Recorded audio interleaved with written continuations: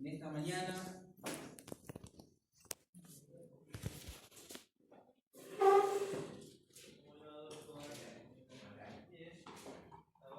Lucas capítulo 14. ¿Quieren venir acá? Vanessa y Ricardo. Lucas capítulo 14. Vamos a hablar en esta mañana las condiciones de ser un discípulo de Cristo, o las condiciones del discipulado. Ese es el tema de esta mañana, y si estás tomando nota podés poner como tema condiciones del discipulado o las condiciones de ser un discípulo de Cristo. Y realmente estoy siendo un discípulo de Cristo, realmente, ¿sí? En Lucas capítulo 14, en el versículo 16, entonces Jesús le dijo: un hombre hizo una gran cena y convidó a muchos, ¿sí? Y acá el Señor va a contar a través de una historia, a través de una parábola, diciendo de este hombre, ¿sí?, que hace una gran cena y convida a muchos. Entonces salen sus siervos, no lo vamos a leer muy rápido, salen sus siervos a invitar a la gente. Y las personas empiezan a poner excusas. A poner excusas. Uno de ellos decía,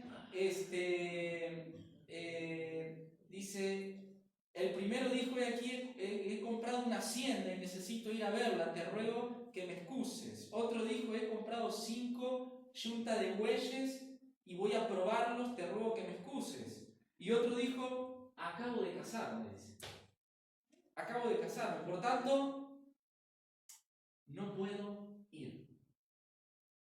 Y teniendo en mente esta historia, ¿sí?, de este hombre que hace una invitación a esta gran cena, y vas a ver de que las personas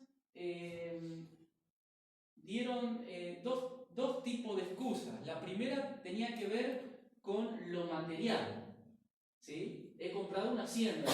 El otro, tengo un par de animales, ahí he comprado animales. Y otro tenía que ver con una relación personal, con un lazo tal vez familiar. ¿Y qué dijo el tercero? Me tengo que casar. Ahora no puedo. Y es interesante porque dice que muchos fueron, ¿qué cosa? Invitados. Fueron muchos invitados. Y ahora sí, entrando en el capítulo 14, versículo 25, ¿sí?, dice el versículo 25, grandes multitudes. Y saben, eso en el ministerio de Jesucristo va a ser muy común. Siempre a Cristo lo vas a ver rodeado de ¿qué? De multitudes. Claro. ¿Por qué? Porque Él fue la persona más maravillosa que ha pisado el planeta Tierra, Jesucristo. No hubo otro como Él. ¿Por qué? Por sus enseñanzas. La gente lo seguía.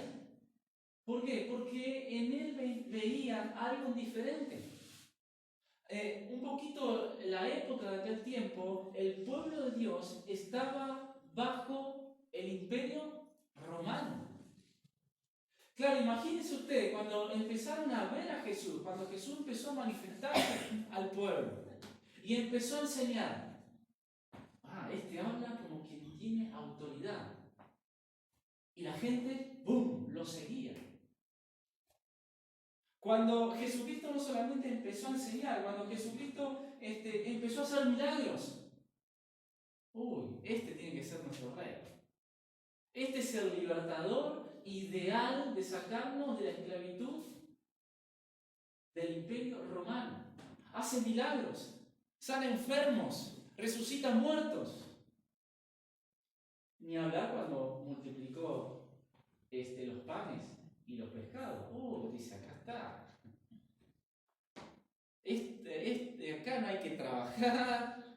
acá no hay que salir a laburar. Este es el rey ideal. Les daba de comer, les enseñaba. O sea, en Cristo veían beneficios en todos los sentidos. ¿Te das cuenta? Beneficio emocional, beneficio político, social, económico. Este es el rey ideal, dijeron. Por eso dice la Escritura, grandes multitudes iban ¿con quién? Con él. Pero cuando él empieza a hablar del versículo 26 en adelante, él va a elevar el estándar de la clase de seguidores que él quiere. Él va a elevar un alto costo para aquellos que quieren ser sus verdaderos seguidores. Yo puedo venir a la iglesia, hasta soy una buena persona, hasta hablo como cristiano, me comporto como cristiano, pero no quiere decir que sea un discípulo de Cristo. ¿Usted ha sido salvo? ¿Ha nacido de nuevo? ¿Ha sido hecho una nueva criatura en Cristo? No quiere decir que seas un discípulo de Cristo. Y en la vida cristiana muchas veces me quedo como un creyente, hasta ahí nomás. Pero que sea creyente no quiere decir que sea un discípulo. ¿Sabe por qué? Porque la multitud creía. ¿Sí o no? La multitud creía, por eso le seguía. Y es interesante que, escuche bien, la gente la seguía por su enseñanza, le seguía por sus milagros, le seguía por su persona. Pero lo que tenía esta multitud era la mala motivación, tenía una incorrecta motivación. Lo seguían por lo que Cristo les daba, pero no por lo que él era, por lo que implicaba ser un seguidor de él. Dice la Escritura que esa multitud, muchos de ellos ya no andaban con él. Ahora, Jesús nunca se dejó impresionar por las multitudes. ¿Sabía eso? ¿Sabía que a Jesús no le interesan las multitudes? A él no le interesaron las multitudes. A él no le interesó la fama, la popularidad. A Cristo no le interesó el reconocimiento. A Cristo no le interesó los aplausos. Él nunca jamás se interesó o se dejó impresionar por la multitud. Hermano, no nos dejemos llevar por las multitudes.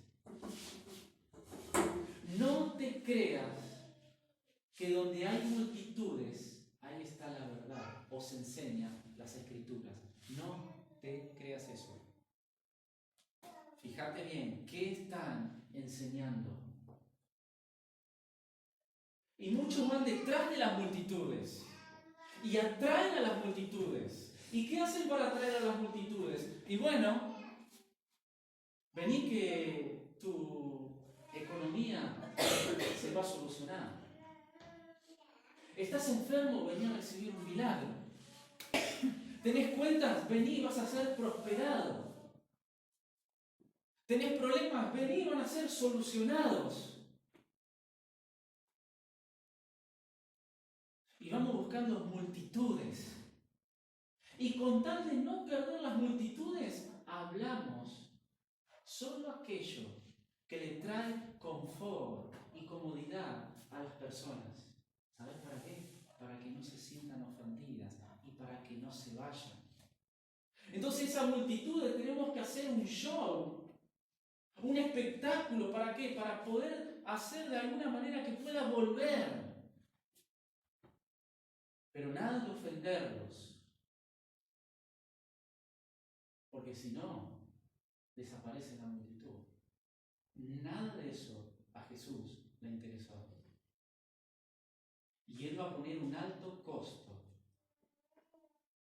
a todo aquel que Él quiere seguir. Y dice así, versículo 26. Si alguno viene a mí y no aborrece a su padre y madre y mujer e hijos y hermanos y hermanas y aún también su propia vida, fíjate, no puede ser mi discípulo. Versículo 27. Y el que no lleva su cruz y viene en pos de mí, no puede ser mi discípulo. Versículo 33.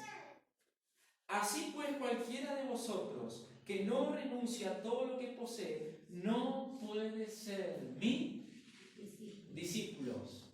3 veces aparece la frase, no puede ser mi discípulo, no puede ser mi discípulo, no puede ser mi discípulo. ¿Cuál es el tema de estos versículos?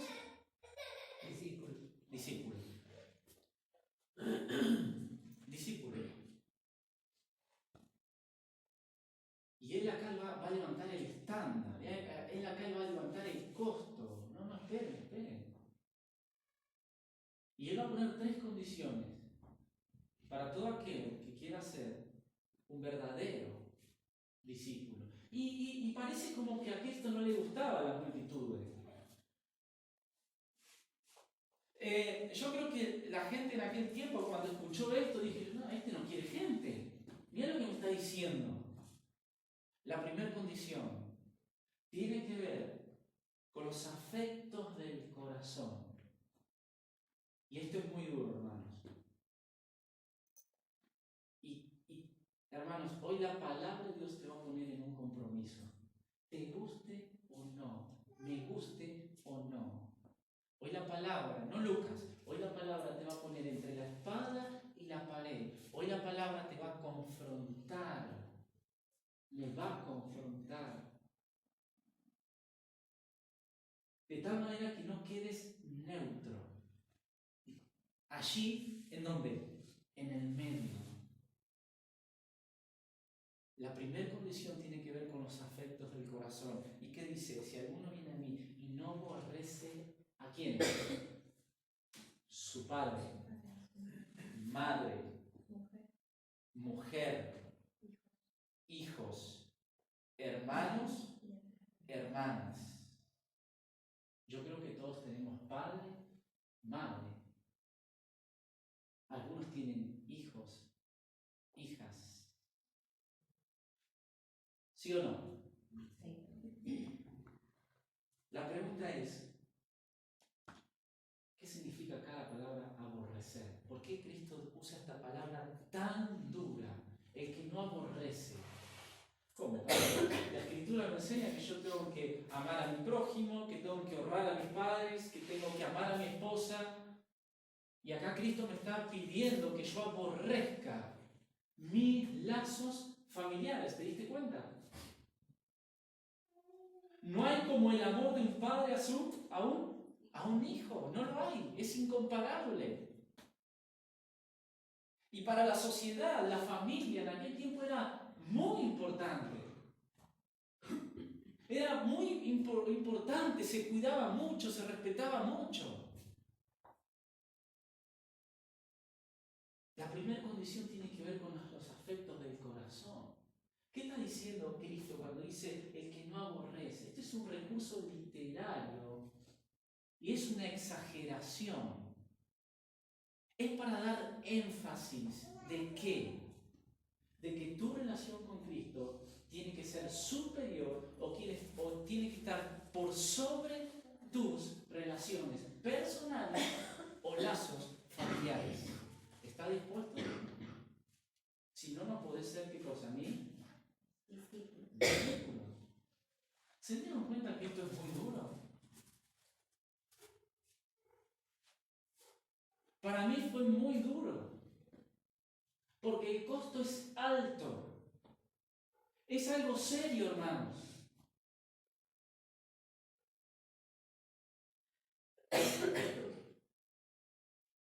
La palabra aborrecer habla de amar menos. Eso es la palabra aborrecer.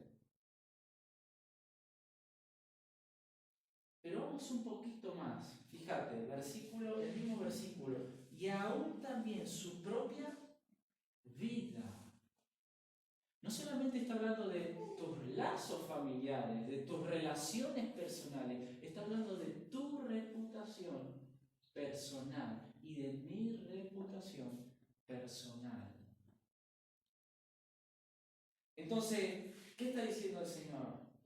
Mi relación contigo tiene que estar por sobre o tiene que ser superior a tus lazos familiares y a tu reputación personal. ¿Te diste cuenta que en la parábola anterior se presentan estas excusas? Me tengo que casar, un lazo familiar.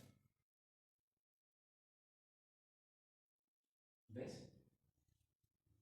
No dijo el Señor, esperen acá. Si alguno quiere, viene en pos de mí. Si realmente quiere ser, mi relación tiene que estar por sobre toda relación. Y Él va a ir ahí. Él acá nos da a la frente, ¿no? Porque ¿quién no ama a sus hijos, a su padre, a su madre? ¿Quién no va a hacer todo lo que sea posible por su familia? ¿Quién? Cualquiera. Vas a hacer hasta lo que no te imaginas, lo vas a hacer por ellos. ¿Sí o no? Bueno, dice Cristo, si tú quieres ser discípulo, yo tengo que estar sobre tus padres, tus hijos. Ahora, en la vida cotidiana, ¿cuántas veces hemos excusado las cosas espirituales por nuestras relaciones personales o lazos familiares? Y hermanos, y vamos excusando a la familia y vamos dejando a un lado las cosas espirituales porque excusamos a la familia. Tomamos nuestros lazos familiares y excusamos las cosas espirituales. ¿Cuántas veces me dejé de congregar por un lazo familiar? ¿Cuántas veces? ¿Cuántas veces pospuse una actividad de la iglesia o tal vez un discipulado? O tal vez un consejo por un lazo familiar. ¿Cuántas veces? Hermanos, tú tienes que saber que todos los domingos a las 10 de la mañana tienes un compromiso. ¿Sí o no? ¿Cuántas veces hemos dejado de congregarme por un lazo familiar?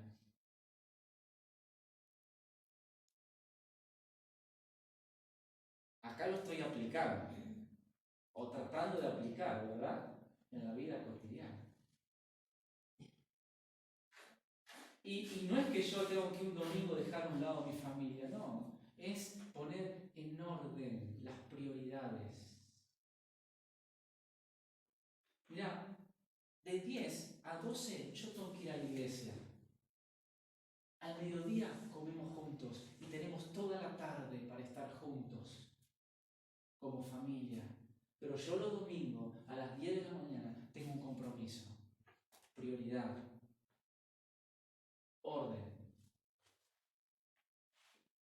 Porque mi relación con Cristo tiene que estar por sobre el lazo familiar.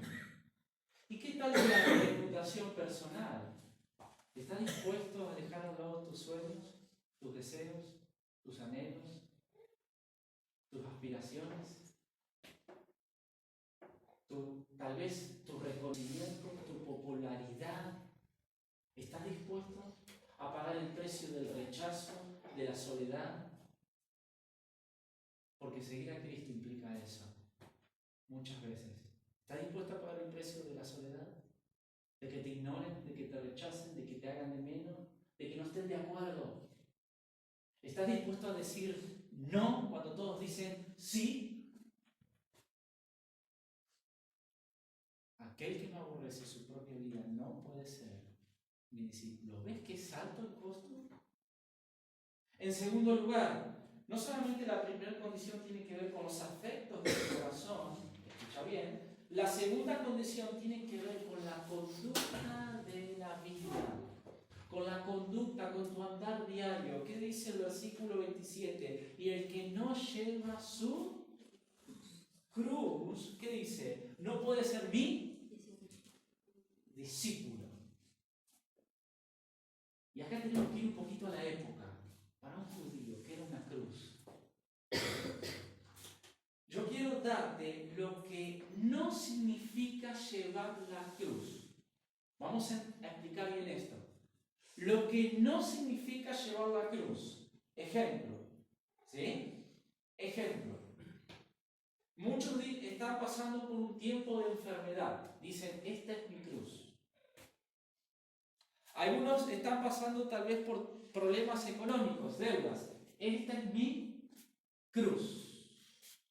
Tal vez otros están pasando por problemas sentimentales, emocionales, problemas en el matrimonio, en la familia. Y bueno, dicen, bueno, esta es mi cruz, esta es la cruz que yo tengo que llevar.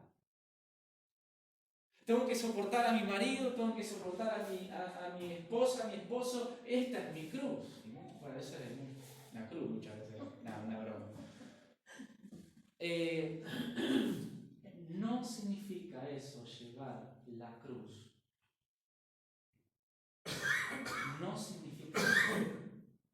Porque yo para entender aquí la cruz, yo tengo que meterme en la mente de la época, de aquel tiempo. Y si yo le preguntara hoy en día a una persona, una cruz, y bueno, es un símbolo de adorno. Tal vez acá las mujeres tienen cadenita con una cruz. Es un símbolo o un objeto de adorno, de belleza, de verme bien. Después están los muchachos que se ponen los aritos con la cruz acá colgando. O tienen una cadenita acá y cuelga la cruz. Eso es en la actualidad la cruz.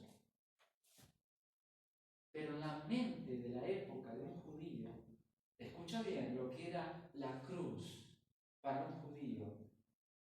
La cruz era muy familiar. Un judío vivía viendo personas crucificadas, porque era la pena de muerte en aquel tiempo, bajo el imperio romano, la crucifixión.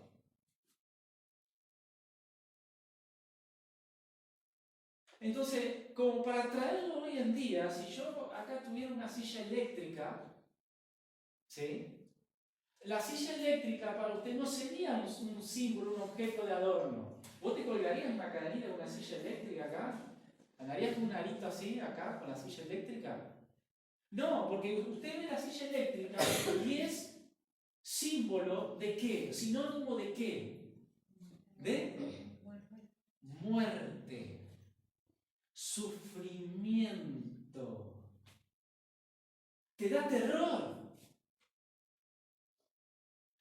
¿Para quiénes son la silla eléctrica? ¿Para quiénes son la silla eléctrica? Para los rebeldes de la sociedad, ¿sí o no? Las sillas eléctricas son para aquellos que la sociedad no quiere. La cruz en aquel tiempo era para lo mismo. ¿Quién iban a la cruz? Los malhechores, los delincuentes, los asesinos, aquellos que quebrantaban la ley romana. Entonces en la cruz estaban todos los rebeldes, aquellos que iban en contra de la sociedad, aquellos que iban en contra de lo que ellos hicieron. Entonces la cruz en aquella época era sufrimiento, escucha bien, sufrimiento, sacrificio, humillación, porque la persona estaba semidesnuda colgada por 2 días, tal vez agonizando, muriéndose de a poquito. Escuchá, vergüenza, rechazo, muerte. Eso tenía un judío en la mente. Escuchá bien. Para el mundo, la época de aquel tiempo, era un símbolo de rechazo, era perder el favor del mundo.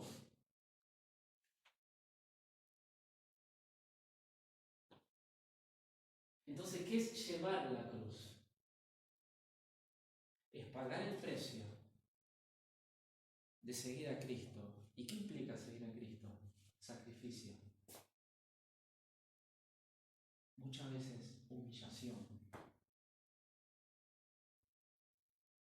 Muchas veces sufrimiento. Eso es la cruz. Muchas veces rechazo, ir en contra de la sociedad, porque no estás de acuerdo con el matrimonio igualitario, porque no estás de acuerdo con la revolución gay, porque no estás de acuerdo con los del pañuelito verde, con esta nueva onda de LGTB o LGBT, no sé, algo así, lesbianas, gay, homosexuales, transexuales.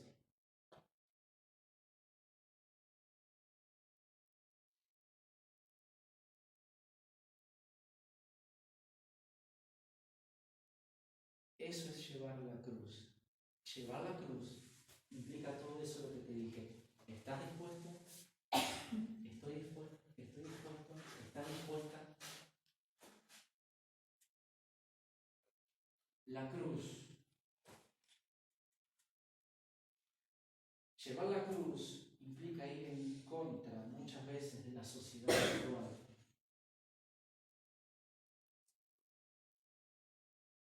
Es ir en contra de la sociedad. Hermano, muchas veces si yo le caigo bien a todo, es porque estoy evadiendo llevar la cruz. Si soy la típica persona que callo cuando tengo que hablar la verdad, estoy evadiendo la cruz. Si soy la típica persona que tolera cualquier acto de injusticia, estoy evadiendo la cruz. Si no pongo mi postura en cuanto al aborto, estoy evadiendo la cruz. Si no cambio de canal cuando una música me está promoviendo el matrimonio igualitario, la homosexualidad, estoy evadiendo la cruz. Cuando no pongo mi postura bíblicamente de lo que enseña la Biblia en cuanto al matrimonio, a la homosexualidad, que es pecado y Dios lo condena, si yo trato de esquivar eso y no hablar la verdad, estoy evadiendo la cruz. O cualquier acto de injusticia o de fraude.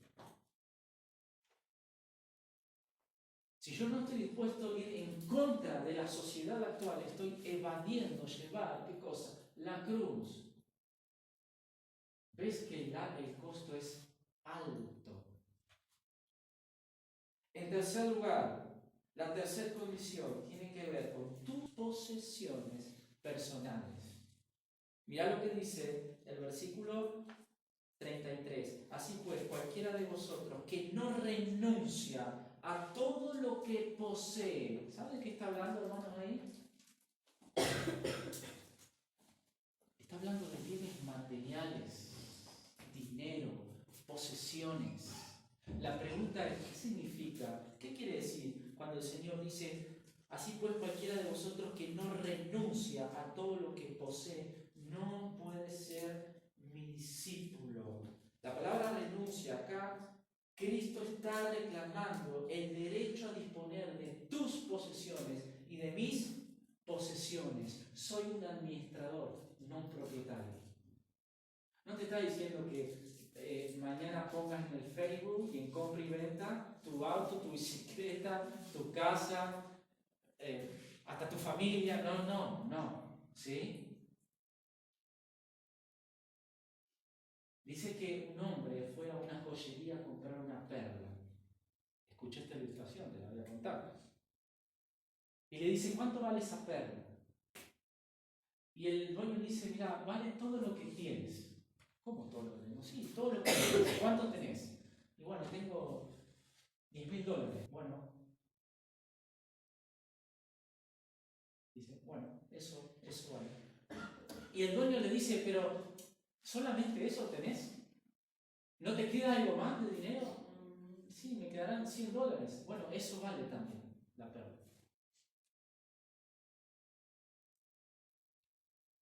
Pero, ¿qué? ¿Dónde vivís? Le dice el dueño. ¿Y tengo una casa? Ah, ¿tenés una casa? Bueno, eso también es mío.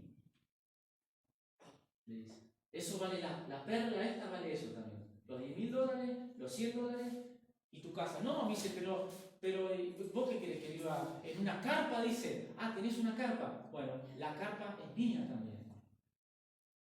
No, me dice, pero ¿y mi familia dónde la veo? Ah, ¿tenés una familia? La familia es mía también. ¿Tenés una esposa? Sí, me pertenece. ¿Tenés hijos? Sí, me pertenece. No, pero total, yo te puedo dar la carpa, la casa, total, mi familia no, la hago dormir en los autos. Ah, tenés auto. Y tenés más de uno. Me pertenecen también. Y déjame decirte algo, le dice el dueño. Vos también me perteneces. ¿Querés la perla? Me tenés que dar todo. Podés usar todo. Podés usar tu casa, tu familia, tu esposa, tus hijos, tu carpa, tu dinero, pero con esta condición. Está todo a mi nombre. Yo te lo doy para que lo administres. Si yo no estoy dispuesto, hermano, a ceder el derecho a Cristo de mis posesiones materiales, ¿qué dice la Escritura? No podés ser mi discípulo. Y ceder los derechos a Cristo es reconocer su señorío. Él es Señor. Él está sentado en el trono. Él gobierna. Él tiene el control. Él es dueño. Yo soy un administrador. ¿De qué? De mi bicicleta, de mi ropa, de mi auto, de mi casa, de mi sueldo, de mi entrada.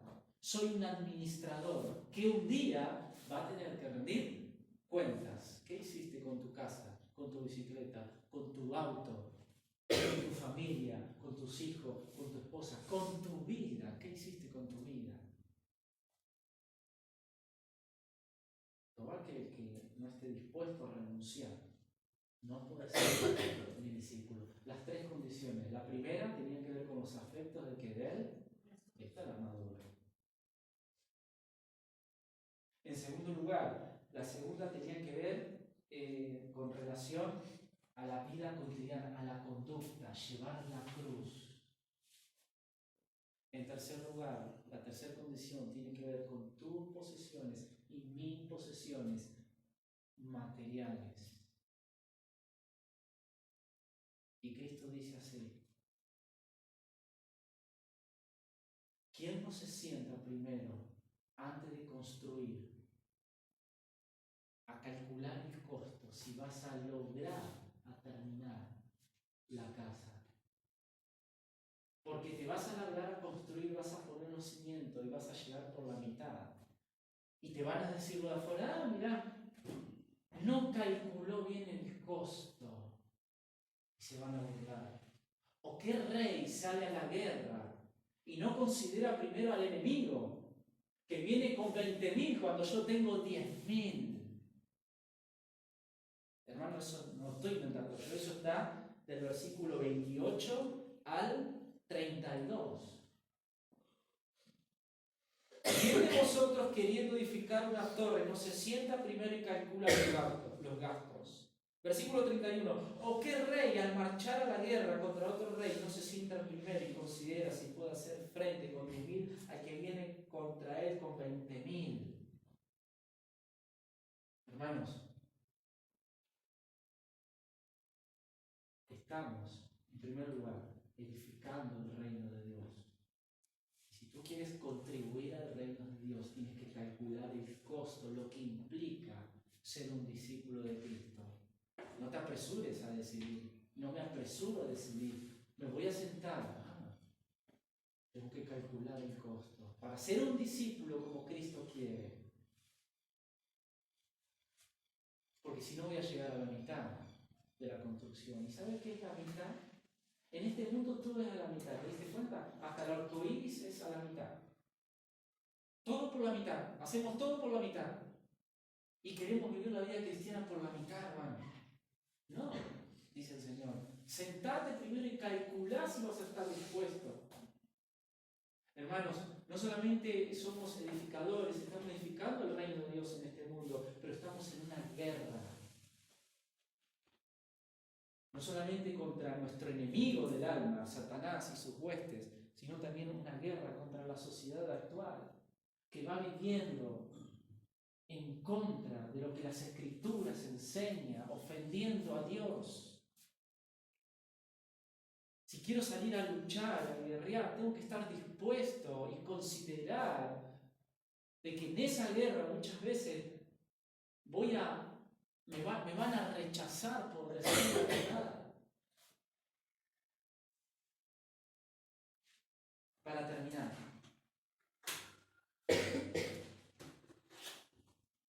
versículo 34. Buena es la sal. Y terminamos. Buena es la sal, mas si la sal se hiciera insípida, ¿con qué se sazonará? Ni para la tierra, ni para el muladar es útil. La arroja fuera, el que tiene oído para oír, oiga. Cristo dijo, vosotros sois la sal del salero. ¿La sal es para el salero? No. Vosotros sois la sal de la tierra. ¿De qué habla la sal? Algo muy típico en aquel tiempo. La sal habla de mi testimonio. Vosotros sois la sal del mundo, de mi testimonio de Cristo al mundo. Cristo está buscando verdaderos representantes en este mundo de él. Y yo soy sal. Y si yo como sal no doy gusto a las personas de Cristo, si yo como sal no preservo, porque eso era la sal en aquel tiempo, no había heladera, preservaban la comida echándole sal. Y yo como sal, este mundo que está en corrupción, y la iglesia tiene que detener la corrupción del pecado en las vidas de las personas, dando el gusto, el sabor de quién, de Cristo en la vida de las personas. Ahora, si yo como sal pierdo mi función, no sirvo. La sal que no sabe más es echada a la tierra, en el muladar. ¿Sabes lo que era el muladar en aquel tiempo? Era el basurero de la ciudad. Ahí se tiraba todo el estiércol.